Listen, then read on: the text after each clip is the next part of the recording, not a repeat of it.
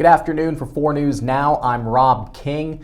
We're going to start doing this maybe daily segment in which we look at today's stories that our teams will be covering today. The 4 News Now news team, they're all out and about in the inland Northwest. So let's take a look at some of the top stories that they'll be working on today. One of the priority stories is going to be at Shadle Park High School this morning, where an online threat was deemed not credible by police, but a law enforcement presence was at the school today, and out of an abundance of caution at Shadle Park High School, more resources from Spokane Police will be available at the school today.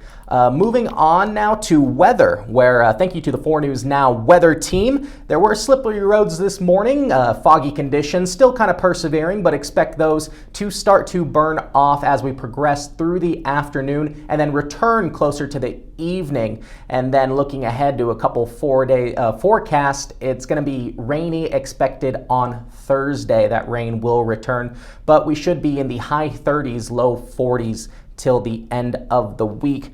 Another story that Peter Choi, KXLY's Peter Choi, is working on is going to be over at Downriver Golf Course, where the City Parks Department has cut down almost 200 trees, and that's going to be due to pine tree beetles that have infested some of the trees there that they've had to cut down. It's an invasive species that, due to rising drought, is starting to impact trees more. It's a statewide issue. It's actually impacting a lot of the West Coast, including California, and Peter Choi will have tips on how homeowners can protect themselves from this invasive species as well.